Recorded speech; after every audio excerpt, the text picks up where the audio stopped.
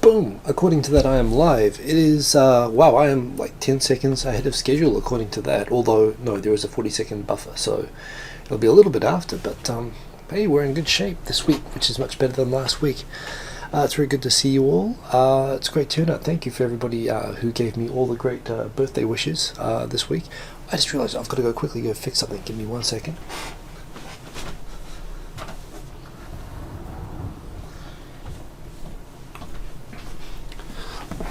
Okay, I'm back. Okay, there was one issue, but you know, I think I'm doing pretty well as these things go. Yes, there are a lot of topics tonight. First thing is happy birthday to me. As people seem to know, people who watched the show last night with Strawberry Mochi, I turned 40 today. And it's kind of a funny thing. I guess in the West we all celebrate our own birthdays quite a lot, and we make a big deal of it. In Japan, people really don't. People were asking me, like, do you celebrate? Do you do birthday parties in the office? And in fact, my father called me today from like Bali, where he was at the 40th birthday party of a co-worker of his wife. My dad's remarried. You know, for the 40th birthday party, they sent a whole lot of co-worker friends to Bali, which kind of blows my mind. It reminds me how removed I am. I also remember my own parents' 40th birthdays, which were quite big. For me, today was just a day at home with the family. I got a nice card for my son. Check that stuff out. Pretty good writing there. Got some chocolates. Life is like a box of chocolates, I guess. You know, it was very low key. It was kind of funny when my parents were calling me. They were a little bit surprised by that. But that's just how it is. I kind of like it. It's kind of nice, you know. I guess it's the one day I get a little bit of slack around home, I thought, although that turned out not to really be the case. But I'm doing this, and I'm not going to get any complaints about that. I suppose this is midlife, although at the same time, you know, I guess I had my son kind of late, so, you know, I'm still very much, I've got a young son. You know, work is really interesting. I won't talk about work until I change jobs, which hopefully won't be too soon, but I've just like done a major change at work, and that's kind of interesting. So you know, I'm still learning, I'm still growing. For me, I think I've talked about my philosophy on life before, which is you know, I think what defines us as human beings is this thing inside the noggin. It's our brains. And you know, I personally live by philosophy that we have an obligation to learn as much as we can. You know, I think while we're living, and that's what I continue to do intentionally and partly unintentionally. I was on Friday, man, I was doing the equivalent of, like, for me, neurosurgery. It wasn't neurosurgery, don't worry, but I might as well have been doing neurosurgery. I've been growing lots of brain cells lately and probably losing hair follicles as a result. There's a lot of topics to talk about, and of course there's the thing with France that happened on Saturday morning, which was a huge shock, of course, to me, as I'm sure it was to most people. We didn't talk about it on the show last night deliberately. That show was to feature Strawberry Mochi. We couldn't have talked about anything if we had talked about that even briefly, so we deliberately left it. And I gave a little bit of a heads up, I think, that I was going to talk about it tonight here. So I will talk about that, but there's a lot of other things to talk about. It is great to see so many people in here tonight, and as usual, great crowd, great people. Love you guys. Who have we got here? I gotta say hello. I can't not do. I can't get started if I don't say hello. So let's go through and say hello and see who's here. We got Mr. Cordy Chep. We got Mr. Nicholas Rapp. Razo Gul. The games have begun now. Who else we got here? Kazekawa, who I've noticed has been commenting a lot lately, and you've been leaving a lot of nice comments, including, I'm very glad that you enjoyed Fresh Zone. And indeed, for those who don't know, I make my music. The music that I put up on my Friday jams, that's music that I make, and I've got a few tracks for the end of tonight lined up. So yeah, I'm really enjoying doing that at the moment. I think if I do a big change of direction in my 40s, it might be in that direction, so who knows. Now I'm 5, great to see you. I think I said Nicholas Rapp before. Andrea Belcero, thank you, and thank you for the birthday wishes on Facebook and here. That was awesome. What else have we got here? We've got who else we got? Toru Sato, great to see you. Thank you. Konbanwa. Renee Hauptmann, great to see you as always. A lot of regulars, which is really nice to see. It's great that I recognize all these names. It feels like Cheers, you know, when you go into a bar and you recognize everybody. who else is here? DRRB, great to see you. Dave Hunter from Western Australia, great to see you in. And you're a little bit behind us, I guess, so this is a bit of a friendlier time than it is for people on the east coast of Australia. Ahmed Dosu, great to see you. Nato Daisuki, good to see you. And that's right, the video that I shot this week for my music video was around Idabashi. I love that neighborhood. I live bicycle distance from it, but I don't live in it. So yeah, it's a great little neighborhood. Martin Coral Granheim, great to see you. I'm sorry if I'm skipping anybody. Sometimes I do that by accident here as well. In fact, I can do this looking straight ahead actually, because I've got it on the monitor in front of me as well. Chitomo Wakaran, great to see you, and a member of the Tokyo Digital crew who makes awesome music every now and then. And Sean Bro, great to see you. Whoops, my thing there timed out there a minute. Gabe B, great to see you. Dan Scassa, who is in Japan at the moment, and I hope to catch up with maybe for lunch this week. Very good to see you indeed. Gil Ferrand, great to see you. And Englandese, wow, we've got lots of cool familiar faces here. Toru Sato, indeed. We've got the countdown to the start, and we're nearly there. Jeremy O'Kelly. People telling me about 40. You're 40 and people are telling you of a midlife crisis, but it's a whole life crisis. Well, that's exactly it. I don't really feel the midlife crisis thing exactly at the moment. But we'll see, who knows what happens. But yes, I do feel a sudden urge to buy a Porsche, although frankly I've had an urge to buy a Porsche since I was 12 years old. Maybe I just had midlife crisis early. That could be it. Phil Nolan, I think I saw there. Wandering Jim, great to see you. Robert 1967 Canada, great to see you. Temiko L, another Kiwi, great to see you. Kia ora. And is that at Wildfire 777, who I think is another Kiwi, great to see you. Still in the Kansai region. And is that everybody? Elvasta Verstandige, I don't know, but thank you for the happy birthday, and thank you for joining. 071, great to see you. Dave Ludwig, great to see you, and you're a new name, so welcome if this is your first time joining. Sadek Hakanguris, great to see you. And I think we're up to date there. Weird and Self-Aware, that's a great handle name. That's another one that I don't recognize. I see Brainium there as well as Furious Comics. Indeed, you did get to catch my stream, Furious Comics, and that's why I'm calling out your name right now. Welcome, and thank you for joining. Great to see you, Brainium. Weird and Self-Aware from Utah. Good username, and nice to have the Utah crowd here as well. Well, we really do cover the whole world. Hey, Nombiri still made it as well. That's awesome. Oh, hello Toyama, indeed, first time joining the stream, welcome. I love it when we have first time, even if it's not your first time but you've never commented before, leave a comment, let me know that you're there. It's great to see. It's kind of funny when I discover who the lurkers are sometimes. I just assume that everybody is commenting, but I do find out sometimes that there's actually some pretty distinguished people who I find out who are watching, including guys like Ace. Some people at YouTube were actually telling me it turned out they watched last week, which was really, really cool. So it is great every week to do this for you guys, and I really appreciate that you guys every week. This is my birthday present every week, that you guys sit here and just let me talk by myself without being completely crazy, because I can feel like I'm talking to you guys. I have to blow my nose, I'm sorry. Oh, I should have muted that first. So I don't know where that came from. I'm actually better this week. I was a bit sick last week, but I'm all good. So let's get into the subjects, because there is a lot to cover tonight, and we are 8 minutes in. I'd like to place a minute at the end. Hey, DRRB, by the way, I didn't recognize your username before, so I guess you're new as well. And hello from the Philippines, indeed. Hello, Philippines. Good to see you. Sorry, hey, and there's Contensai as well. Oh, there's so many awesome people. Okay, let's get into the subjects. So the first one is actually, I want to introduce the guest that we'll be having on 2.5 Oyajis next week.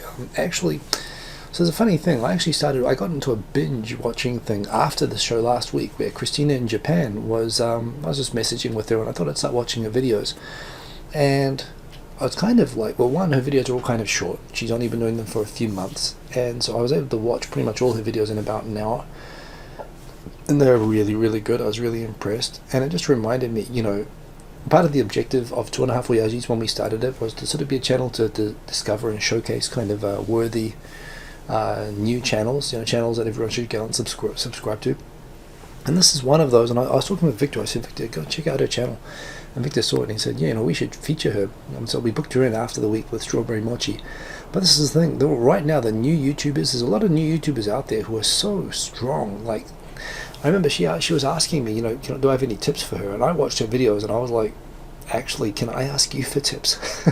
I can't edit that tight. I can't do the things that she does. Like with the titles and the editing's really tight. She's got great presentation. I mean, I was sure she must have been doing a channel for a few years and started something up, but apparently no, it was fresh. So and her what's interesting when you can watch all her videos at once is that they go through a really cool progression. Where lately, this is a very useful video itself. Just learn about learning Japanese. But I'm just finding that everything, and why not? Let's open that in YouTube. Although I don't want to play. Hey guys, it's Christina. Well, that's her anyway. I hope everyone's doing well. So we're getting Today her on I next want to week. talk about I'm something excited. really That's important to Christina me, in and Japan. that is learning That's actually Japanese. one of the So I want to point out my favorite channels for learning Japanese on YouTube, but yeah, and I we're hope getting you it guys more. I've really been enjoy asking this. around. I've So started my asking around first for favorite cool channel channels. is Nihonogori Japan, and they are good a channels to really, sort really of great feature. channel on And learning there are a Japanese. bunch out there A at the lot moment. of their So things are centered yeah, around it's the going to be really, really Geopolitics cool. I'm looking forward to getting that her might turn on. off some people, And, but there are actually a lot of really good, useful Japanese her channel's grammar really things impressive, so go check it that out are if you really, haven't really already. good Go for subscribe everyday to it. Japanese as well as more higher level Japanese. And they have great things like they yeah, have she's got a great workflow. I was really just impressed with her quality. So that is why I put that there. There's a story here. You know what? Before I get into the widest Japan drive on the left side of the road and all the normal sort of stuff, and there are a lot of subjects this week, and I don't know how I'm going to get through them all, but let's talk about this. Because I did it last night, and I mean, what can I say? What can anyone really say about this other than it? Oh, you know what? I didn't realize. Of course, it takes through the sound. I don't. I have this capture the sound from the. I just realized. Okay, well, again, it wouldn't be me if we didn't have technical issues. I just forgot that this captures the sound from my device through the HDMI. I should have turned that off, shouldn't I? So you couldn't hear me talking just now, or I was messing up the sound. Well, anyway, you'll see it next week. You'll see her. Go check out her channel. Go subscribe to her. She's a worthy channel, and we're having her on 2.5 Oyajis next Saturday night. So that will be awesome. Coming into it, let's start with this. And where do you start? I mean, it's terrible. There are some people who kind of point out, well, actually, maybe this isn't the best subject. This is an interesting one because I think that makes an interesting point about selective grief and outrage. Some people immediately say, hypocrites, this sort of thing happens every day when we bomb Iraq or Syria, and, we don't mourn that, but we mourn it when something like that happens to us. I would say there's no question we don't react the same when tragedies like this happened. I mean, it kind of surprised me. No one mentioned Mumbai when this happened. This happened in Mumbai, and it's kind of funny, like when the Indian Parliament was attacked, in a similar sort of attack in Mumbai, which is one of the great cities of the world, was attacked in a very similar way with very similar results. I think everyone was kind of, well, that was a big story actually. I mean, it wasn't ignored, but at the same time, it wasn't quite the same. Not everybody didn't put Indian flags all over their logos and stuff. Similar sort of attacks happened by the same groups in Kenya, for example. They've happened in Somalia. They've happened in Libya. We don't put Libyan flags on our things, So why does this happen when why do we react like this when this happens in Spain or England or America or France? And I think that's a valid question. No question, we do feel, of course, a closer affinity as Westerners and so on. It is closer to home. I think that's true. I think there is also, I have my screen color changer kicking in, so let me just disable that for now.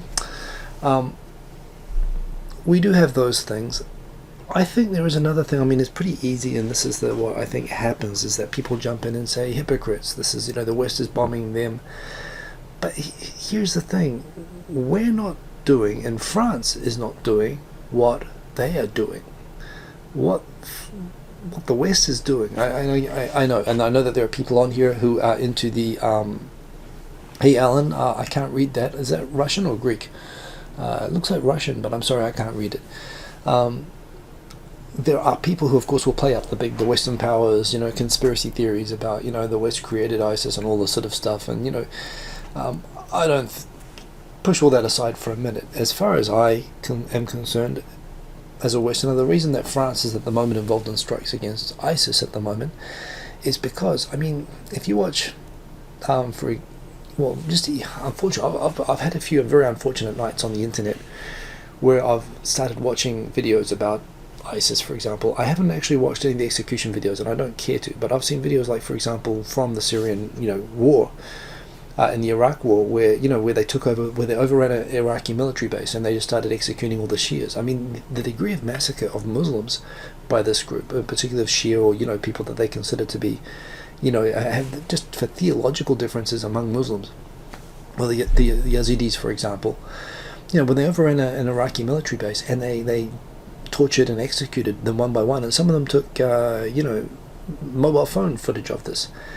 And these are things that you hear about and you see being recreated in movies about the Holocaust, that these people are doing, and they're not doing it to Westerners, and Westerners in France is not doing this to people in Syria. They are targeting these groups because they're doing this. We didn't stop the Nazis doing this during World War II. It didn't happen till the end of the war, that we didn't stop. But this kind of genocide, and it's happening against Muslims, against Arabs, against the locals in these regions. And it's this sort of thing, what ISIS wants is everybody else to butt out and to allow them to continue exterminating everybody who doesn't share the same theology, who is, Kurdish, who's Yazidi, who's, Alawite or whatever, everyone in the region that disagrees with, that's different to them or disagrees with them, and massacring, them in the worst sort of ways, in the most inhumane ways, and fighting in a way that worships sort of death. And they're coming to us because, we are intervening because we want to stop that. The France has been very prominent, I think, is one of the biggest supporters of the Kurdish people who have been the most successful in opposing ISIS. And just this week in Sinjar, for example, they took back a city that was occupied by them, and they've provided a lot of weapons and support. And and so their message is, if you're going to fight us indirectly or bombing and providing support to these groups, you're going to face this in France. So I guess the pressure immediately is, after a tragedy like this, was France wrong to support the Kurds? And the answer to that is, as hard as this is, and as horrible as this incident is, as this massacre is, this massacre in itself proves, in my mind, that that France was right to be fighting against them. This is punishment against the French people. It's not even punishment. It's retaliation against the French people for fighting against them. This is what happened in Paris was terrible and it was tragic, but it was a small taste of what's been happening, every day for years in Iraq and Syria. And if anything, this is why the world has to fight. And this isn't the West fighting Arabs or Muslims, or maybe you could have said that of some of the previous conflicts. This is us with being in complete solidarity with Muslims, and frankly, even the Wahhabi Muslims as well. It's not, there's no presumption that just because you're a member of that sect that you would support that. And I can't understand. I'm not an expert on Islam, but I don't understand how any sect could condone this type of action. Even things like setting people on fire, things which are clearly, against the religion in the first place. So, what this is not. I don't think in this case there's any hypocrisy. I think this is, and it completely confounds me. I can understand that maybe with young people and angry people or whatever, they travel from around the world. They travel from Central Asia, the former Russian republics, from China. They travel from a lot of Western countries to come into and from Europe as well. They come in here, they get training, and I guess it's exciting. It seems like glory and whatever. That sort of appeal happens, but. I really, really hope this reminds everybody. I think sometimes, you can't just stand on the sidelines of this stuff. The fact that city of Sinjar, for example, that was a city where the Yazidi people were basically, there was a full-on genocide committed against them, and they were in that city. France just helped liberate that city. Now, granted, it's too late for all the people who are massacred or sold into slavery.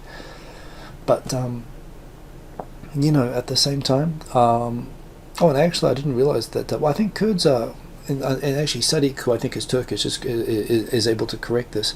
I think Kurds are actually from all sorts of different sects. I know that some, I don't think there's one particular, but again, I don't know. But I won't talk on it any longer. But if you ask me, this is why you have to fight sometimes, and there's no good answer to this. These people are going to take advantage. What I really hope for one thing, is that this isn't exploited by people who are opposing the refugees. The refugees who are in Europe, this shouldn't need any saying, are trying to escape this happening on a daily basis in the place that they came from.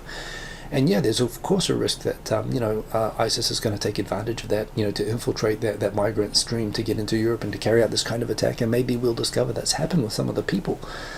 But that's no reason to stop that at all. I mean, this is, if anything, it's a reason for us to go and make sure that we solve the problem. We contribute to solving the problem at its root origin, and that we do that not in a way that says go and destroy Raqqa, don't go and destroy, don't go and do the same thing back to them, and hit innocent people on their side.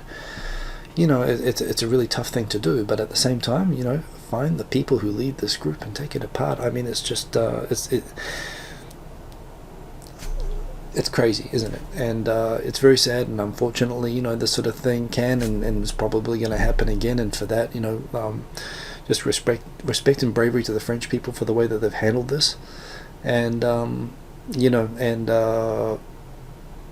I'm sure that France is actually going to be involved in hitting back very hard against this. And I am fully with them and with the French people, and doing what they need to do to make everybody safe, including the many Muslim people who are in France as well, who are just as much victims of this as everybody. It's not about a religion, it's not about Islam, it's not about refugees, it's about this one horrible group that this vindicates France opposing them. So anyway, I'm not going to talk any longer,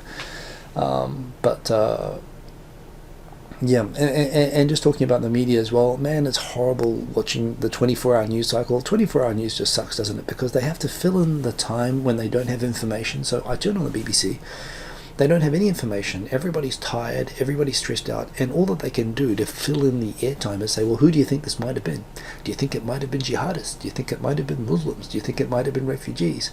And so, inevitably, after 3 hours of empty airtime with no information, Fox and CNN are already blaming refugees. They're already blaming, Newt Gingrich is blaming, gun regulation in Europe. The world doesn't need uninformed people talking bullshit to fill in these things, for the sake of selling advertising time on 24-hour news networks. And it was actually, I go over to Twitter and I find people quite rightly calling bullshit on all the stuff that's coming through on CNN. And I found it actually kind of useful to turn off the news and turn it on once every 12 hours when there was actual information to go through and update. 24-hour news, I don't know, I remember when it was brand new and it was kind of such a big thing, and I don't know, for me now it's just miserable. Sadiq, is there something that's happened in Turkey today? I mean, I know that of course there have been multiple terrorist incidents in Turkey, and Turkey is right on the front line of this, both in terms of taking refugees, and then of course confronting ISIS itself. And they had the incident actually where they had the Turks who were taken hostage inside, was it Iraq or Syria as well? Turkey's got multiple problems. I mean, of course it's right there. It's on the front line. And there's the other thing as well about what to do about suicide bombing laws. I don't know. I could.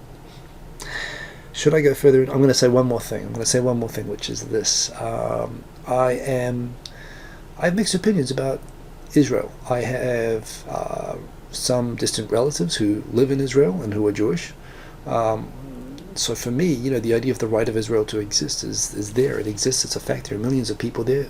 The population of Israel is a quarter Arab, 1/5 Muslim. It's a diverse secular. The state itself is secular, although I don't agree with the right of return. I don't agree with the occupation of the West Bank and all these other sort of things. But Israel faces these problems and has faced these problems of what to do with suicide bombers for a long time, and how do you punish them? And when Israel took measures like for example, destroying the homes of the suicide bombers and punishing the families.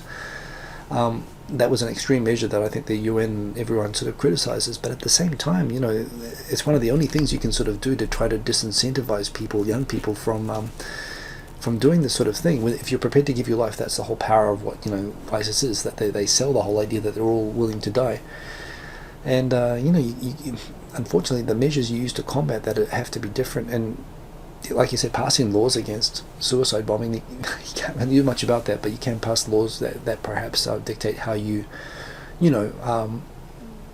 make the consequences be taken for that, which is very tough. I mean, to be in a situation that you need to even consider this kind of thing is just insane to me. But I think in that context, maybe people can understand a little bit, what Israel deals with these sort of things as well. Not getting into the reasons that these sort of things happen in Israel, but I think their policies, are understandable when you think what they're up against.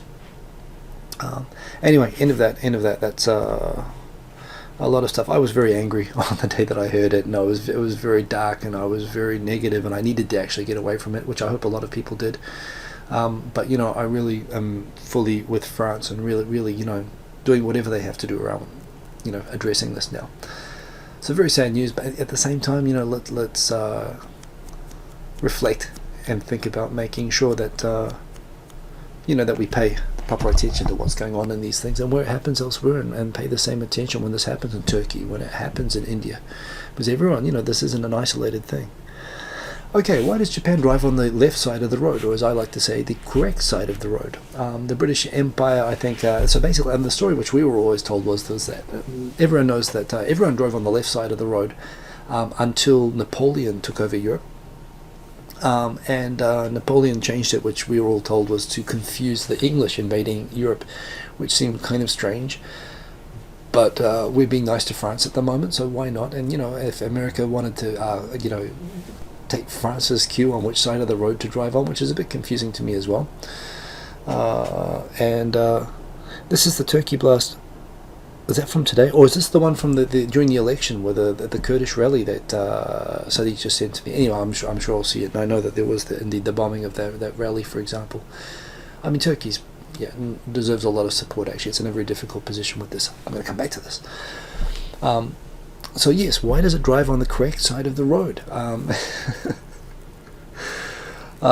Because this is the original side. The Romans, for thousands of years, people drove without incident on the left side of the road, and then Napoleon came along and he just messed everything up. But the thing is, Tofugu being Tofugu and Tofugu being awesome shows how, unfortunately, like a disease of incorrect driving spreading around the world. All of those red countries drive on the wrong side of the road, and all those blue countries drive on the right side of the road. Most of the blue countries are British Empire countries. And although it's kind of interesting, I guess, that Canada and America are red countries. Don't really know how that happened, but it's not the left-handed, right-handed. It used to be because of the way that people, and in Japan, well, same in Japan as in Europe, it used to be when carrying swords that you would walk basically so that your swords would not bump into each other, because that could cause all sorts of trouble. But anyway, he's got a very long history of it. There's stuff in here which I didn't know about, actually. And why Japan is like the only non-British Empire country that can do it. I guess the other thing is that when you're sharing a continent, it's really hard just over borders to suddenly make people, switch sides of the road and then to drive and not have accidents. It's easier with islands. So of course with Japan, New Zealand, Australia, it's easier. In Britain, it's easier. You don't have the same problems as you do perhaps when you're going from, for example, I don't know, from Pakistan to Afghanistan. I mean, I guess there aren't many roads there to make that a problem. But from Thailand, for example, and Thailand's interesting as well. Thailand, like Japan, isn't a British Empire country, but that's right. They drive on the correct side of the road as well. But I guess if you were going to go from there into Laos or Cambodia, or Vietnam or whatever, it would be kind of awkward crossing the road. But it's pretty easy to do. In New Zealand, because we have so much foreign tourism and because so many foreign tourists get into car crashes from driving on isolated roads where there's no other cars, and they forget and they drive on the wrong side of the road and they have all these head-on crashes. And New Zealand's actually considered perhaps we should just switch sides of the road because, why be different? But at the moment, at the moment this is the way that it is. And that's right, if you're coming to Japan, you've got to learn to drive on the other side of the road, and it is awkward. And I've had to do the opposite as well when I've been to Europe and America. But love Tofugu, and very good that they took this one. Man, I am not going to get through my topics at all at this rate. Hangouts, these hangouts that you're seeing now, I hope hangouts on air are going to improve. But the quality is going to get better, which is awesome. I think it's got something to do with the new codecs as well that Google is using. Google, mobile hangouts on air. Let me do this from my mobile phone, please. please, mobile hangouts on air. I mean, even if it's only available to paying YouTube Red subscribers, I'll pay for YouTube Red for it. Just please, mobile. I don't know why YouTube won't allow mobile hangouts. That's pretty cool. It's cool that they're improving the quality. Tokyo, the number of homeless people in Tokyo has gone down. Apparently it's gone down by like 100. It is, what is that? It's 107 less than last year. There are now 807 recognized registered homeless people within the 23 wards of metropolitan Tokyo. It is interesting, when you talk about Abenomics, causing all these problems and so on. When I came to Japan in the 90s, homelessness was a real prolific problem, like during the bubble as well. Ironically, it was the bubble, but there were a lot of people living, sleeping rough. And it's true, you see those people less. It's partly due to very aggressive policies, I guess, to move people out of parks that some of the city governments have taken up in the last, few years. But at the same time, I don't know what the reason for this is, that the number has gone down, but it is interesting that the number has gone down, and it's pretty true. You couldn't go through a day 10 years ago, 15 years ago without running into multiple homeless people, but yeah. And by the way, Kenji Sugiyama is just asking, why do we stand with France? And that was a translation which I checked in Google, and then I copied and pasted it. But well, I think from my perspective, as I just hope I was able to explain just before, Kenji, was that I stand with France both on what it did before the attacks in terms of fighting ISIS, and now more than ever. I don't think that they were ever wrong, or that there's anything for them to reconsider, and and I'm sure whatever steps they're going to take in response to this, I'm standing with them as well, and that's what I mean by the title of the video today. This is kind of an interesting discussion. This is another non-Japan topic, but this is I know some people, including Rochelle Kopp, who I recorded a new series of Japan Business Time, which will be coming out really soon.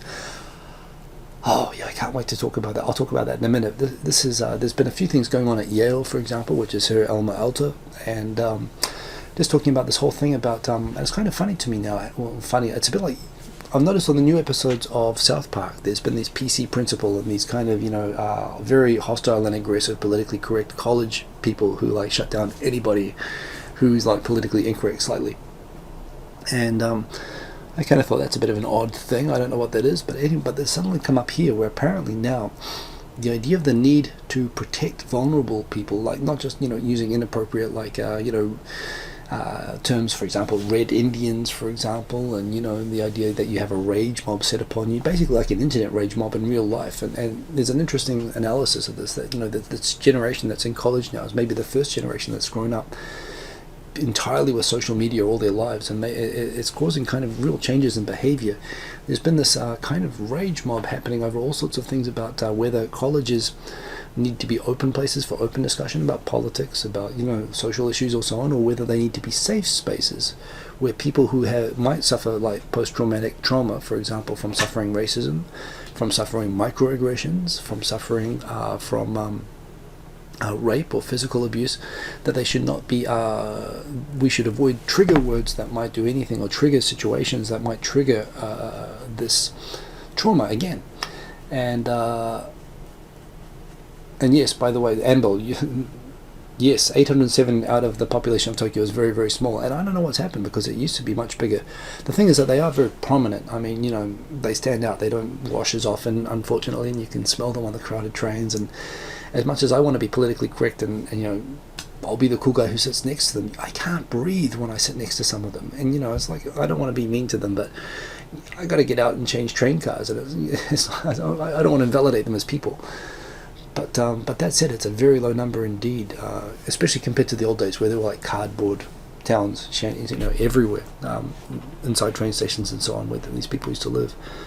Coming back to this, so the idea is even now questioning as to whether, like, for example, in law courses, whether you should teach law relating to rape. Now, I studied law, and the rape-related criminal law classes were horrible, but at the same time, there's a lot of very important, legal precedent and legal theory that relates specifically to those kinds of cases.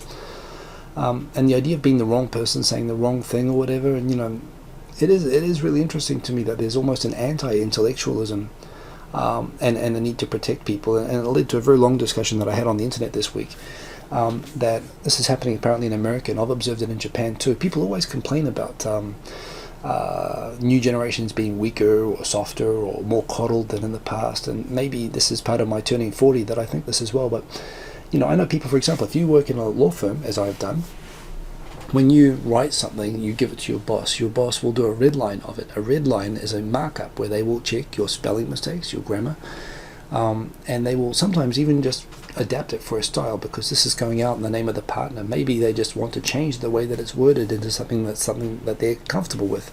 And your job as the junior is to learn what your boss wants from a writing style, to take the markups, even if you disagree with them sometimes, to take them, mark them up and give them back to the boss. And one thing that's kind of emerged in recent years is people who become utterly traumatized even by receiving a markup of their work.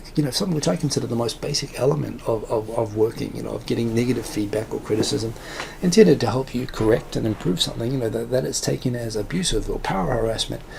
That's something that I'm sort of seeing people, are much more sensitive, and it seems much more coddled and much less exposed to critical thought and criticism ahead of coming into the real world, which is kind of scary. And it's kind of like, it does make me think. I know people who, for example, the fact that people come out of college with, still unable to spell, and this is because partly, they're in college, there are professors who won't correct spelling, or they won't, my day, they used to mark people down. You would drop a grade if you had too many spelling mistakes. Now it's like, spelling doesn't, to mark someone down for spelling is being prejudicial against the ideas that they're expressing, and they go soft on it. So then they go into a company where their spelling mistakes are getting, hazed, and they can't take it.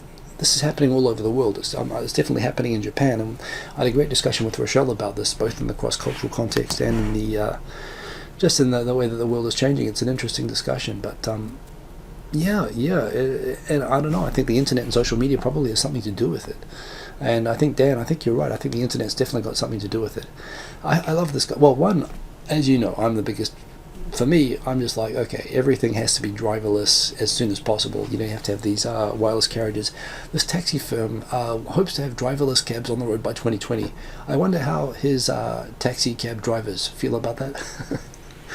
But there again, when you love to own a cab company of 50 cars that just go around making you money automatically, and you don't even have to pay drivers. I mean, that's a pretty good model even for a taxi company.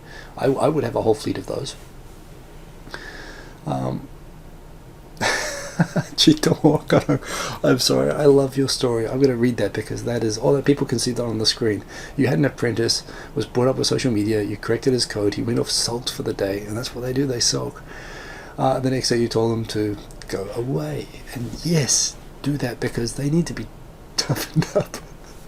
God, I sound like a 40-year-old, don't I? But honestly, that's life. And the fact that people come through and they, I don't know how they make it through education now, being unable to take criticism, like valid criticism. And there's a line between abusive criticism and power harassment, which maybe I tolerated too much in my day, and maybe it's good that kids nowadays aren't as tolerant, or being given crap work assignments late at night or whatever. But normal stuff, that makes it impossible to give feedback. Sorry, I'm jumping around topics. Let's keep shooting forward. I can't wait for there to be driverless taxis everywhere, but at the same time, yes, I kind of I can kind of see where that would make sense from the taxi driver's perspective. I love this. This is very quick. In Tokyo, there are so many train stations everywhere that, honestly, you can go down into the train station, wait for 3 or 4 minutes, get on a train, 2 minutes to the next station, 2 or 3 minutes to walk out. 10 minutes. In my experience, it takes about 10 minutes to walk between most train stations in central Tokyo, which means that it can actually work out that, you can walk for free. And the same time it would take if you're only going one station. If you're going more than 2 stations or whatever, then the train starts to make sense. But also sometimes if you know geographically where a straight line to where you want to go is as well, sometimes you'll save time a lot of the time walking, plus it's healthier. So it's always good to know, actually, or have some sense of awareness, a spatial awareness as to where the train stations are, and as to where Hemming for Great 62, thank you for that. But just to have a sense of how, is the train the smarter option, or should I even walk? Is it actually, is it better for me and healthier and cheaper to walk? Someone made a map of the UK tube, of the British tube, with all the trains shown by the walking distance between each train station, which I think is wonderful. I want to see a map of this for Tokyo. I'm sure someone can do it, and I'd love someone to make that. I thought that was wonderful. Japan is planning 2019, the year of the Rugby World Cup, the year ahead of the Olympics. They're going to put a robot on the moon. I don't know if it's going to be one of those Evangelion type robots, or if it's going to be like jetpacks and rockets and stuff. But in any case, they're going to put some sort of robotic probe on the moon, and they're going to be the fourth country to do it if they're successful, and they've got the rocket technology to do it, and I think that is awesome. You talk about driverless cars. Another thing that I would love, and that I hope we'd have in the future, is like I don't really understand. I would love if there were like thousands of rovers on Mars and on the moon, and that people could they could rent them out to people, could drive them around or contribute the same way that you contribute like PC CPU time to calculate for SETI. Let us drive these things around and help people explore on these planets, and put on virtual reality headsets and experience standing and walking around on Mars through these actual probes, or on the moon. This is awesome anyway, and I'm really glad that Japan is doing this, because yes, 2019, it's going to be there apparently. That is the plan. It's marked as the year that they launch, and it's not going to take that long to get there, I guess. So yeah, that's pretty cool. And of course, it's a great showcase of the rocket technology that Japan has now. And it used to be people used to joke they were like firecrackers. They used to send them up and they would all explode. Now they're pretty good. If they pull this off, it'll be showing that a non-Western country can independently develop. I mean, China also has a great space program, but it's all based on Russian rockets and technology. It's not independently grown, although they argue against that. But Japan, you have a 100% homegrown industry. America wouldn't share the technology with Japan. They didn't want They didn't want Japan to have ICBM technology, and they handed them the guidance systems for rockets, in sealed black boxes that they said, you'll never be able to figure this out. And they did. There's a great Project X episode on how the rocket engineers figured it out. They actually had gyros for these guidance systems, and they actually used roller coasters to test them, apparently. It's just a great story about these guys who were all ex-World War II, air engineers who just felt, offended that the Americans wouldn't share the technology with them, and how they did it themselves, and it was great. This is, I think I mentioned last week about this, how the UN made a statement that 13% of schoolgirls in Japan had engaged in compensated dating, i.e. taking money from old men to go on dates with them, i.e. kind of prostitution for schoolgirls, which sounded like an extreme number. And actually the Foreign Ministry lodged a protest with the United Nations committee that sent this person, and said that the statistic was groundless. There are a couple of old, vague, sort of weekly magazine, really dodgy surveys from the 1990s that brought up this number once, but there's nothing valid or that sort of backs this up. Bradley Ford, you are very much correct actually, that India also has its own space rocket industry, which unfortunately is partly because it also has a nuclear program and it wants ICBMs, but yes, they launch satellites, and you're right, they do actually have rockets. That's a good point. Coming back to the Angel Corso thing, after a lot of pressure being brought on, first of all, actually by right-wing groups on the internet who took this as a defamation against Japan, and it's kind of a shame because, when you have something like this in this report, which is an important report about, vulnerability of children and women in Japan, you don't want something like this in there that it might discredit the report, which unfortunately it was there, and the people who wanted to discredit the report used it to do so, including the Japanese government. So the writer of the report, what was her name again? Maud or something or other. She retracted it, and did she apologize? Maud Debord Bukichio. Man, I should not have tried to read that name, should I? But in any case, she acknowledged that it wasn't from any kind of reliable source, which is insane. What country has 13% of schoolgirls who take money for dates? Seriously. For what it's worth, I think there is a...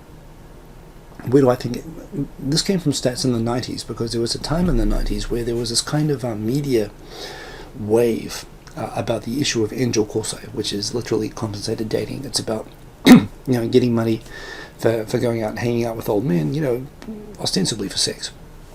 And there were dramas about it, there were TV specials about it, there was like a whole media sensation about this. And if you had probably taken a poll around the peak of that, where there might have, in a strange way, almost been a lot of girls, if you'd gone to Shibuya or Harajuku, and there might have been girls who thought that this was almost trendy, you might have gotten a distorted result from a valid survey. But only for a very short period in time when that was kind of a boom, and there were kind of dramas that kind of featured it. But not any time in the last 20 years, and even 20 years ago, that wasn't that would never have been valid.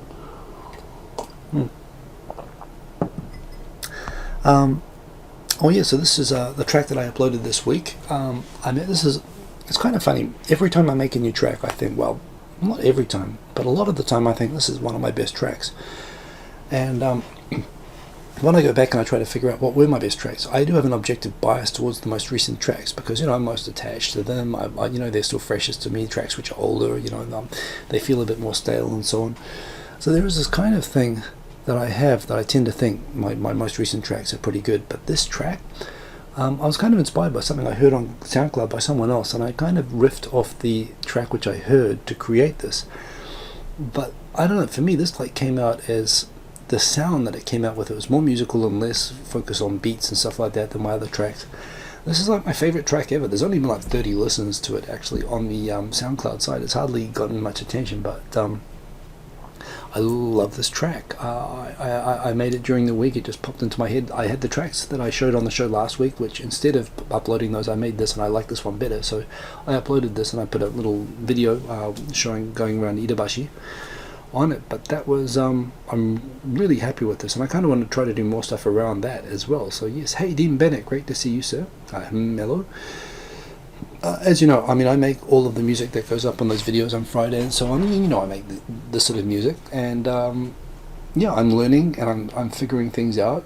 Sometimes getting better, sometimes not so much better. But this is a really good track actually. So if you have, I know you've probably seen the video on Friday if you haven't heard it on SoundCloud, but go and check it out. And all my music, it's royalty free. It's uploaded in a way that you can download it and you can use it on your videos or your video games or whatever. This strikes me as a very video gamey type sound.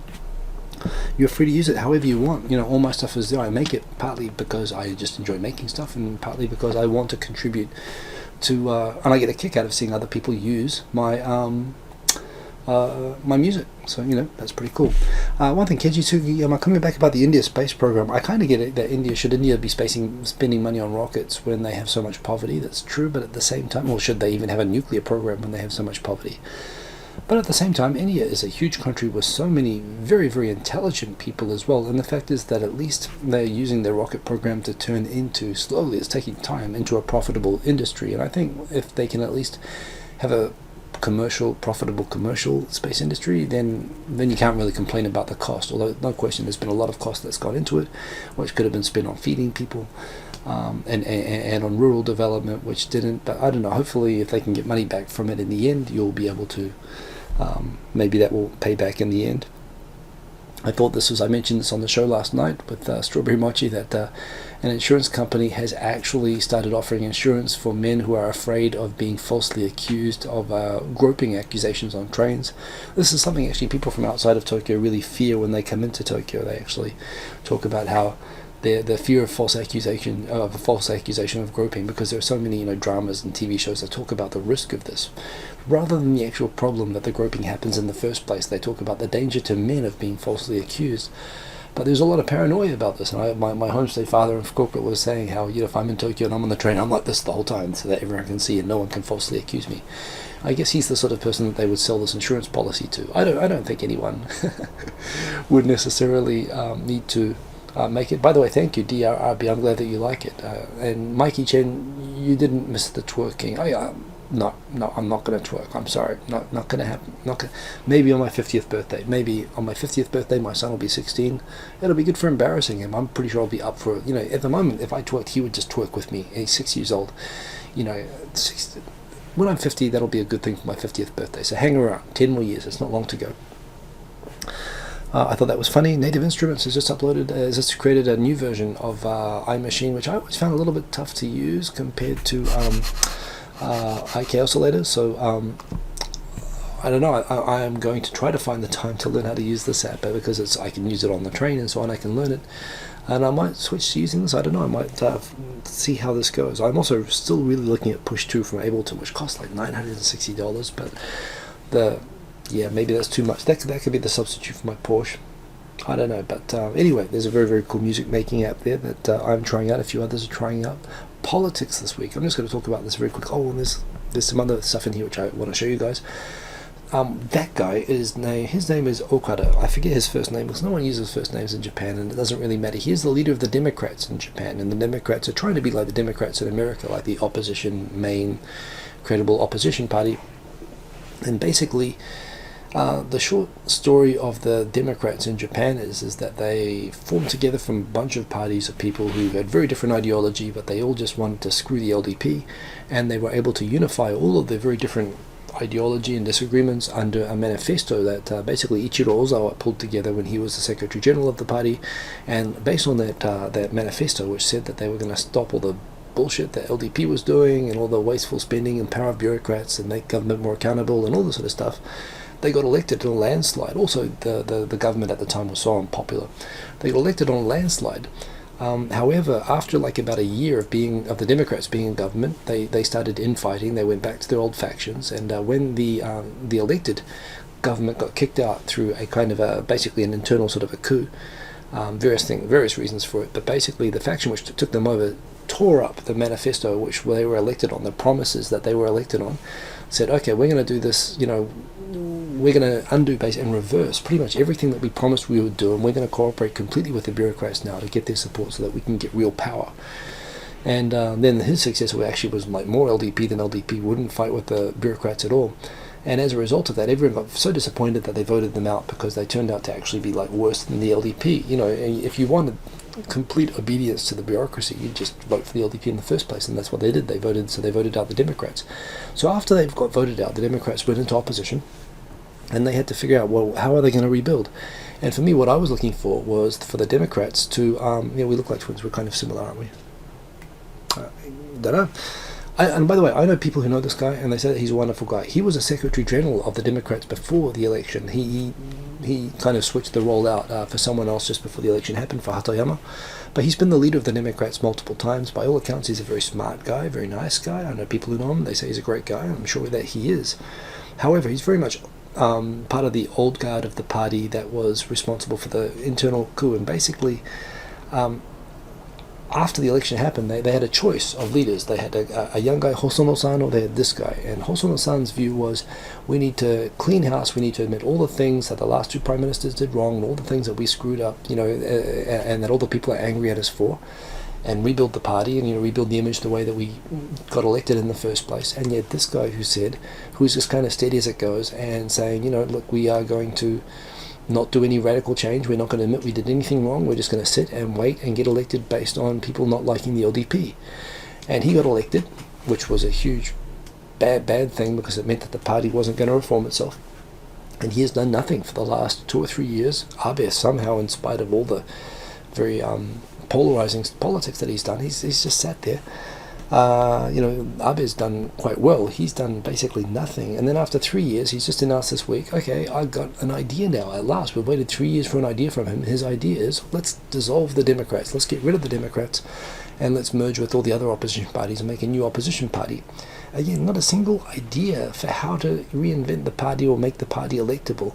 Just a random idea that we need to dissolve ourselves and and rebrand, and then we'll get elected if we just swap the labels and change our name. Which, no, people are not that stupid. So I kind of despair of this. Imagine if Bernie Sanders won the Democratic nomination for president, and he was elected the Democratic nominee, and he became president. And I don't know, halfway through after he did nothing for 2.5 years, and then he publicly announced that he was going to dissolve the Democrats. That's pretty much what Okada's done. And anyway, I'm trying to give a very quick version of this, but like I said, I despair because I had a lot of hope for the Democrats that they were going to be better than they were, and I was very upset when this guy was elected. Not because he's a bad guy, I think he's a good guy, but he's just the wrong guy for what they need to be doing. And the fact that the first sign of any initiative that he's had was the initiative to talk about dissolving the party, which one of his opponents, Maihara, is particularly pushing. And then after a few days of talking about dissolving the party, he comes out on the final day, as the headline says here, saying he's having second thoughts even about his idea of dissolving the party now. But the problem is now everyone's talking about it.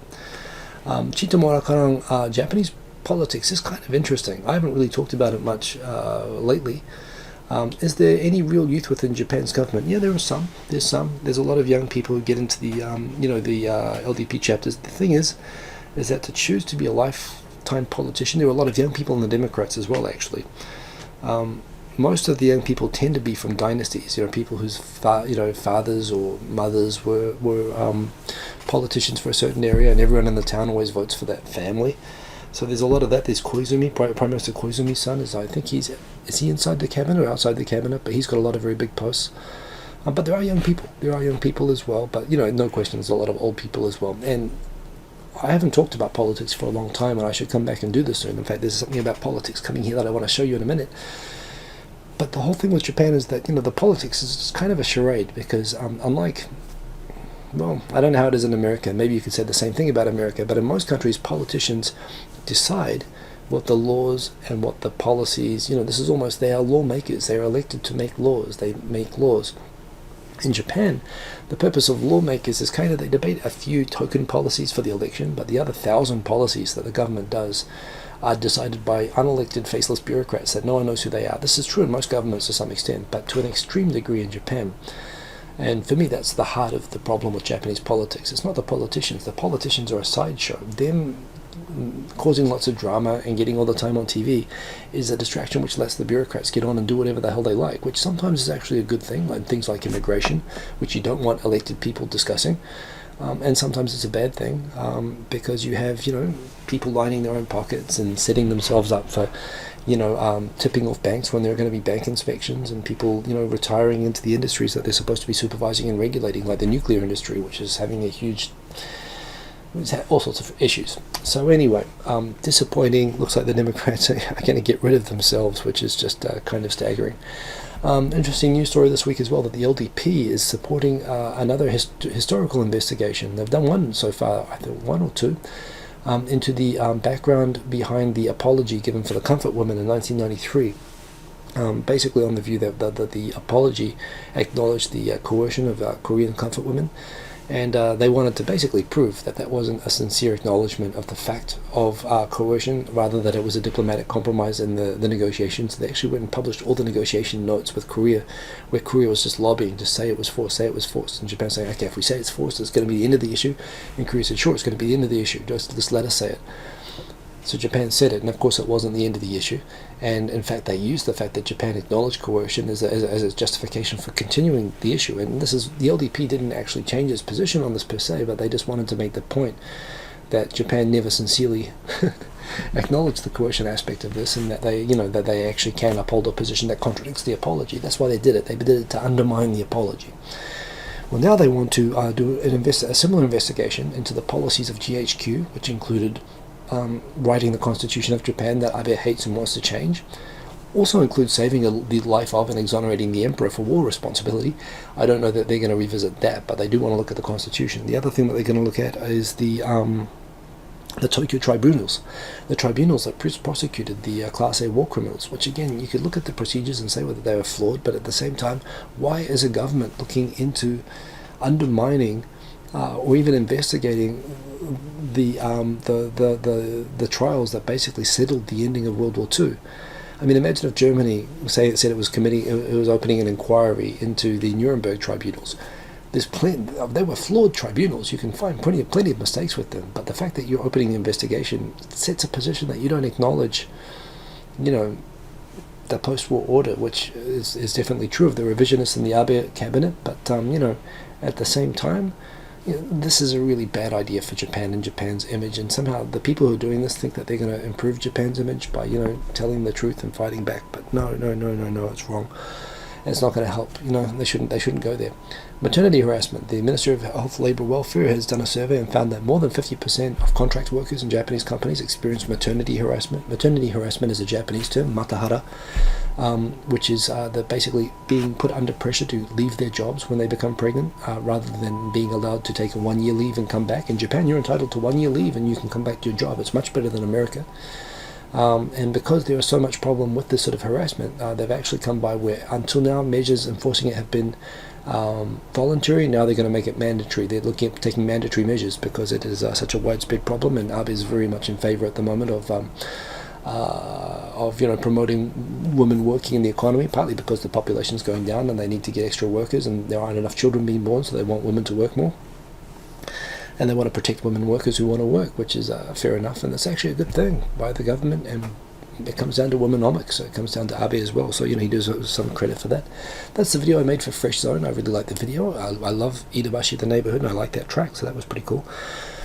First my wife, and now this. Pope Francis, don't use your iPhone at the dinner table. Seriously, I don't see how it's different to people who used to, like my dad used to read the newspaper at the dinner table, right? I don't know how it's different looking at your iPhone and reading the news on the iPhone to reading the news on a newspaper. Everyone used to read the newspaper at the dinner table when I grew up. But apparently, I've been told I'm wrong, and I've been arguing back. But now even the Pope is against me, and I'm not Catholic, so I'll take it under advisement. I mean, this is why people became Protestant. Okay, seriously, like, let a person read his iPhone at the dinner table, or you're gonna have the what is it, the 300-year war in Europe. Seriously, this is how it started. Anyway, I thought the Pope was, cool. He's had some bumps and stuff like that. He seemed like a relatively cool Pope, but please, not my iPhone at the dinner table. Hey, Mr. Korichev, I will on issue by issue, I will endorse Abe when he's done good, but I'll certainly also kick his ass when he's done bad. Very, very disappointing story from there's a video taken from an Apple store in Australia where 3 black kids were basically kicked out of the store because the manager said he was worried that they were going to steal something in a store. Go away. And Cook says he will learn from and do education for stopping the sort of racist behaviour. I'm from Australia. My mum's Australia. Grew up in Australia. I love Australia. Australia's a racist country. That behaviour of that manager is completely normal. And although I don't get it, my New Zealand cousins, my Maori, my Pacific Island friends, who are in Australia, experience this all the time. Australians are just conditioned for it to be normal to consider non-white people, Aboriginals, Pacific Islanders, refugee migrants, whatever, to be suspicious. And and that behaviour of kicking these black kids out of an Apple store, I know it's great that Tim Cook wants to fix it, but seriously, you have to fix the whole country. And this is a country which still doesn't acknowledge that people lived in Australia before white people came there, or that those people had legal rights. Australia is fundamentally constitutionally built on principles of race. Australia's got really deep-seated issues with this. I love Australia. I love my racist relatives, but it's a racist country, and it's good that this is having a light shone it in this case, and it was a terrible case. But damn, it was disappointing, and but unfortunately, it's completely consistent with what I know about. I've lived half my life there as well, and that's what I really dislike about Australia. We're over time, but I'm going to rock it through. Right now this week, they've been talking about how they are accelerating the final settlement of the comfort women thing. The whole issue with settling the comfort women issue now is that on the Korean side, they want a sincere settlement that meets all the remaining comfort women. There's about 47 of them or something that they want to end the issue. Japan's saying, we'll pay them, but we want this to be over. And it was supposed to be over during the 65 Reparations Treaty, and we thought it was over. Then we were told it would be over again in 1993 with the apology and with the Asian Women's Fund that we helped to set up to fund, that paid them and gave them an apology again. Now this is the third time, and Japan is, I think, looking to sincerely pay, but Japan wants an absolute rock solid, this is going to be the end of it all. Like, if you give us a final settlement on this, because we don't want this ruining relations like it continues to do. The Korean side says, well, we want Japan to be sincere, and we want another apology, and we want one from Abe. That sort of counts. And they're negotiating, that's going well. So why am I showing this? District Court in Seoul yesterday said that just awarded damages to 10 workers who were forced to work in Japanese companies during World War II against the companies that they worked for. The rationale being that the Reparations Treaty that settled all claims between Japan and Korea, in their view, although in international law, when you have a treaty like this, you can extinguish personal claims, through the reparations. And Japan actually said in the in the notes for the negotiations they wanted Korea to use the money for personal reparations. The Korea District Court says public policy, it's unconscionable to say that the treaty extinguishes personal claims, i.e. even if you settle the comfort women issue, now the Korean courts are saying that Japan has to pay again for every single person who suffered under in spite of the reparations treaty. They have to pay reparations to each individual person, or at least the companies that profited from this. And this is probably going to cause, again, more trouble with the negotiations to wrap up the comfort women issue. This is exactly what the Japanese government fears, that they're going to have to pay, everybody who feels like they, who suffered, who was a victim of Japan in World War II in Korea, which, the popular thought is in Korea, it's everybody. And that's why Japan paid, $800 million in 1965 to settle all the claims. So it's pretty hard to do. I mean, a final settlement, I think, is impossible, especially when you have the courts that are actually undermining the government trying to negotiate a final settlement. And I think what Japan would be asking for to get a final settlement is for legislation to be passed that makes it so that the courts can't undermine or override this anymore, like they did a couple of years ago. And I don't think that I think that would be ruled unconstitutional in Korea. It's a constitutional right to be able to complain about Japan. So I don't know. I mean, I really hope it can be done. And but as Bushido Woods says, I doubt it would be the last. And Park is promising at the moment publicly this is going to be sorted out by the end of the year. Even Abe is saying that they're trying to get it sorted out by the end of the year. But again, you have court decisions like this, and it just shows how it's not possible to get a final result. I have a question for the Americans here. Shake Shack, is it any good? I'm always up for new burger joints. I think I know where this is. This is, I think, in the Gaien Icho Namiki, by the looks of it. I think I know where it is. I'm going to definitely go find it. There's a Shake Shack that's open up. It's a burger chain from America. It's open up in Gaien Maya. I think I can get there a couple of days a week pretty conveniently. I want to go check it out. Should I? I got to say, I'm going to say it now. Taco Bell sucks. I went to Taco Bell. I don't get what American people go crazy for Taco Bell for. Taco Bell wasn't good at all. It was horrible. I tried a few things. There were one or two things that were nice. There were one or two things that were there were one or two things that were like, oh my god, is this food? And I haven't felt any compulsion to go back to Taco Bell in Shibuya since I went there twice. Shake Shack. Am I going to like Shake Shack? And I want a sincere view. And if you told me that I would like Taco Bell, I don't want to hear your opinion because you've lost all credibility. I don't like Taco Bell, but will I like Shake Shack? They look like good burgers. Phil Nolan, you've tried some samples and it was really good. I hope so. They look like good-looking burgers, so that would be really cool. The Rugby Union, that was a sold-out game. The Rugby Union in Japan, what I've talked about, is a very cozy old boy sort of a thing. They didn't allow any ticket gate sales for the first game of the professional league this year, which a lot of people would have wanted to go to because of the success of the World Cup. There would have been queues going out, to buy tickets. Instead, they pre-sold tickets and they gave tickets away to all of the friends of the Old Boys Association of the Rugby Union to fill up the stadium in Chichibunomiya. And there it is. Look, stands are empty. People didn't show up, and people weren't able to buy tickets to go in. And this is just another case of why the Japanese Rugby Union, which is headed up by former Prime Minister Yoshiro Mori, who is also the head of the Japan Olympic Committee, and just why this sort of person should not be allowed to, run a... You shouldn't be allowed to run anything, pretty much. It's a disgrace, and a lot of very angry people were posting, this is a sold-out stadium that people couldn't buy tickets for, and look, there's empty seats, thousands of empty seats. So yes, that was a bit of disappointing. Great show last night. How Safe is Japan? Go watch it. It was a good show, and we're talking a lot of stories about where safety, particularly for women, is not necessarily done, but yeah. It turns out that they're starting to identify who the people who did the attacks were. Some were from Belgium. They think they were using PlayStation 4 to communicate through games, which I guess makes some sense.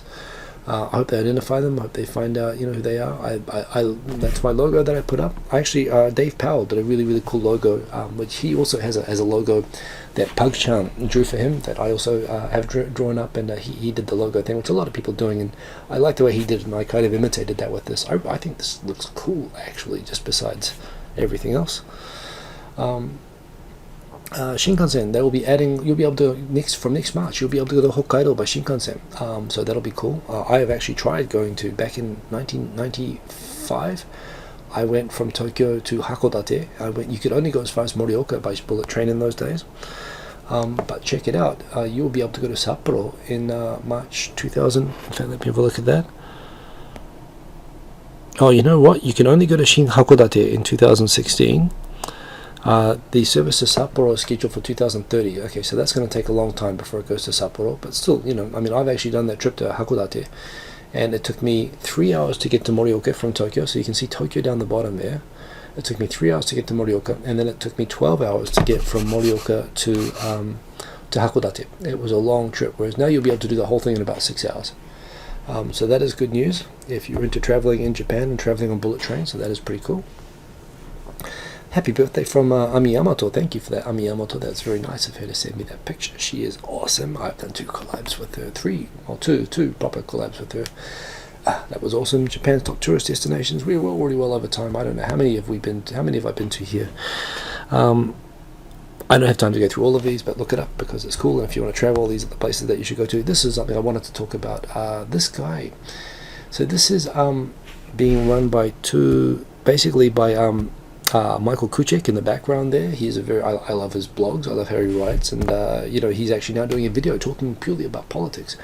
And this other guy who is something Esquire, I have to confess to having a prejudice against people who have names with the word Esquire in it. It's an irrational dislike. Also people who also have like the second or the third.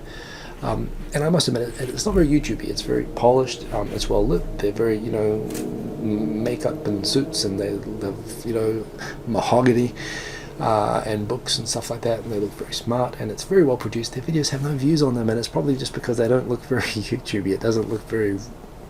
It's not that it's not real, it's actually too polished in a way. They're producing like a commercial show talking, but the thing is that they're talking, these are very smart people talking in a very intelligent way about issues that I care about as well. And you should watch them, even though that guy with the mustache's name is Langley Esquire. I just remember Langley Esquire. I have a problem with Esquire, I'm sorry. Langley, no offense. It looks, but the thing is, in spite of that, I'm still recommending it. Yeah, and I'd love actually to get especially Michael Kuchek, the guy in the background on the show. He's got great hair like me, and he's a very, very smart guy. He's actually, I think he's worked closely with the Democrats in the past, although they're going to dissolve themselves. I'd love to talk with him about that. But yeah, Japan on Fire. Tokyo on Fire. It's a good title. Most of the videos only have 5 or 10 views, which is ridiculous given how whoa, no, back. I mean, given the quality of the videos. So anyway, and yes, no shit, that's right. North Korea systematically abducted foreign citizens. Which actually, when you think about it, isn't unlike what ISIS does. They were deliberately targeting random innocent civilians for kidnapping and taking them away from their families to North Korea. Same result as killing them, frankly, and that's what's happened. And this is why they were listed as a terrorist supporting state for a long time. Yeah, Nigerian bars in Roppongi, hate to say it, but there's a lot of rip-off bars and a lot of unpleasant stuff. And there was a great live show on earlier tonight, hosted by Aboard in Japan, run by Yummy Japan, which is actually one of those multi-channel networks, but very prominent one with a lot of very prominent YouTubers on it. Seems to be doing very well. And it was a very well-produced show. This is the second to last one. YouTube Space has just updated its privileges. This is all in Japanese, so I'll quickly say to you what it is. If you have just a YouTube channel in good standing, can I zoom in on this? Yep. Boom. Oh, come on. YouTube blog. Work with me. You won't let me zoom. Oh, come on. Oh. No, okay, so it's not going to let me zoom in on that, so I'll read it out to you. If you've got a YouTube channel, you can get the newsletter, you can go to different events, and you can go to workshops, and you can go, you can use the editing facilities of the YouTube Space. If you have more than 5,000 subscribers, you can do all of those things, plus you can book to use tools and Omega program, or you can apply to for the Omega program. You can also, if you've got more than 5,000 subscribers, you can book one of the studios to record in the YouTube Space up to 4 days a month, and you can book up to 2 months in advance for that if you have more than 5,000 subscribers. That's the category I'm in, that's what I use the space for. If you have more than 50,000 subscribers, which is where I'd like to get one day, was the good question. someone asked a good question, and I will answer it if I can catch it. Can someone repost the question there? Dave or Hunter, can you repost the question? And I'm paying attention.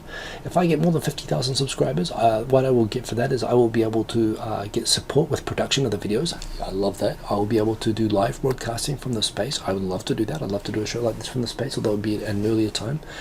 And you'll even be able to hold events. I'll be able to set up like my 40th birthday party. I don't know, do something, set up an event in the space. That would be cool. Boom, boom. Disable for now. There we go. And if you get more than 500,000 subscribers, you get like a YouTube badge, which I think means that you get like treated like an employee, and you can just walk in and out of the space whenever you want, which is cool. Also, you can book for 50,000. You can book 6 days a month and 8 days a month if you have 500,000 subscribers, which I think Rachel and Jun just got to, for example. Megwin's up there as well. So those are the privileges all set out. Yeah. Forget about 500,000, but 15,000 to go. It'd be nice if I could do something one day that I could get into that 50,000 category, because they have some nice little perks for that. Oh, don't want to. There we go. Cool video coming up with Stu in Japan and Megwin. Look at that. I don't know what this is, but that's a promo poster for it's a short sketch set to be released this coming Sunday. So actually, it's being released tonight. I haven't seen it yet. But Stu in Tokyo, who's an awesome channel, and I've met a couple of times. He's an awesome guy. Gotta check this out. So anyway, it looks awesome. I've got a link for it there. You can go see that, and that is it. That is everything from this week. I have a track ready to play. It's gone way over time. Actually, it's gone 1 hour 15 minutes. But I just made a track tonight. That's kind of cool. You want to hear it? You want to hear it? Let's do that. Let's rock this thing. Try not to show my legs tonight. There's only so much excitement people can take, right? So. Let's move the mic over there. Let's get the old, almost showed the legs, but quick save. Let me put an earphone in. I've got two, in addition to the 2 tracks I made last week, I've got 2 tracks that I made this week that I haven't also recorded yet. So tell me which one you like best, the first track or the second track. Let me just check. So there is Fresh Zone and there is Floating. I love those ones. Whoa. So let me do a quick. The 135 and 136, they're both untitled yet, but here is the first one. Tell me what you think.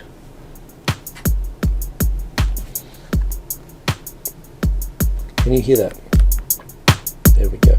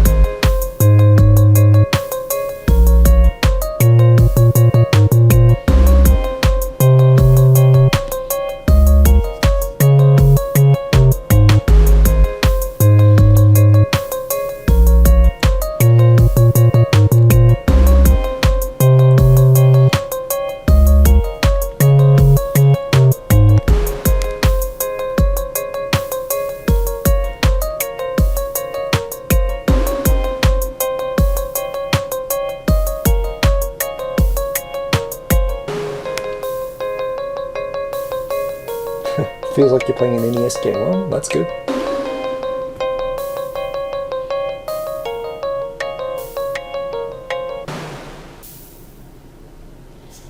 That's track 1. See how you like that. And track 2. Let me put this on here.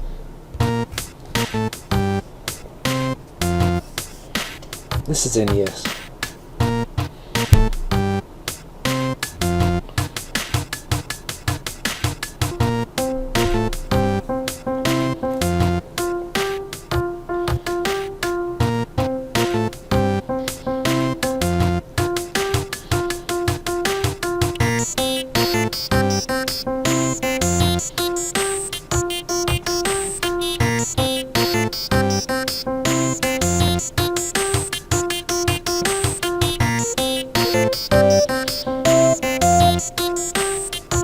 Video gaming. Battle Daisuke, I've thought about that. I'd like to do that as a next step.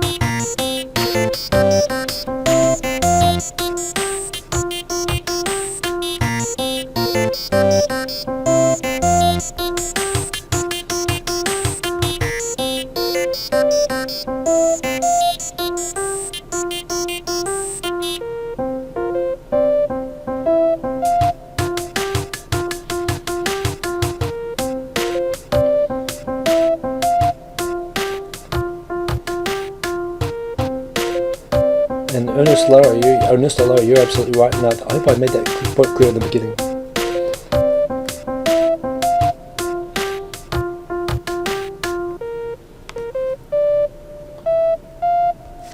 Track 1 or 2? What do you reckon? I haven't named them. I'm still playing around with them. I quite like both of them actually. They're both kind of fun. They've got a bit of a video game feel. But anyway, tell me track 1 or 2. Which one should I do? Last week track 1 won, so I got like 4 tracks backed up now. But probably I will decide. I'll do a playoff myself. I'll play around with these some more and see which one you think is better. But what do you reckon? Give me some votes, and then I'm gonna go out. Good bass and treble for track 1, and Bill votes for track 1. Second one is better from Ben Duncan. You might like the first that the bass was a little different. I might tweak the one. So wait a minute, it's pretty neck and neck. There's 2 votes for 1, 2 votes for 2, track 1, track 2. Wow, it's pretty neck and neck. It's kind of funny. My fellow music makers like 2, but a lot of people here like 1. I'm going to go back and count the votes, so you can vote 1 or 2, and it's kind of interesting. This is much more evenly split than last week. Both definitely sound a bit Nintendo-y, but I kind of like that. I love that chiptune sort of sound. I like making some music like that. Second one is a joke, right? No, it's not a joke. It's fun. It's just a fun little track. I was just playing around with it. I thought it came out okay. Hannah God. Well, I guess Hannah God. That means that you like 1 better, I guess. I don't know. But in any case, there's 2 of me. Which one do you like better, 1 or 2? The Apple camera is so much better than my webcam, and it so annoys me that this is sharp, and I don't know why my webcam can't be as sharp as this, but yeah, anyway. Dan likes 1 better, so there you go. I like chiptunes, but anyway. Yeah, you can only vote once, Sean Bro, for number 2. So, you couldn't stop laughing. Well, it's a video game kind of a thing, but that is what it is. Okay, so that is 1 hour 20 minutes. It's a long show tonight. I hope you enjoyed it. We covered a lot of stuff. Some heavy stuff, some light stuff. I hope you all had fun. That's what we all come here for. I appreciate that you come here every week. Thank you for joining me for my 40th birthday, which is now over. I am now over 40. Dang, well, midlife. I've got to go and buy a Porsche now, so I'll be back next week, fully into my midlife crisis, and I hope that you guys will all stay cool until after school. Ka kite anō, as they used to say in New Zealand TV. And if you like the video, don't forget to like it, tweet it, do all that good stuff. Love the likes. But it's all good. So everybody have a good night, and I will see you next Saturday with Christina in Japan on 2.5 Oyajis, and I'll see you back here next Sunday as we see every week for Tokyo Tonight. So I hope you enjoyed. Peace, peace, peace, peace. Stop streaming. There it goes. Oh, here we go. Wait a minute. You can. There is the. By the way, if you ever want to see my setup, that's screen 1. That's where I'm looking at you guys. That's the infinite screens. That is where I check the comments. That is where I control the on and off. And that is just there for the pretty picture. That's my 3rd monitor. Because sometimes I have 2 PCs set up. That's crazy. Okay, I'll see you guys later.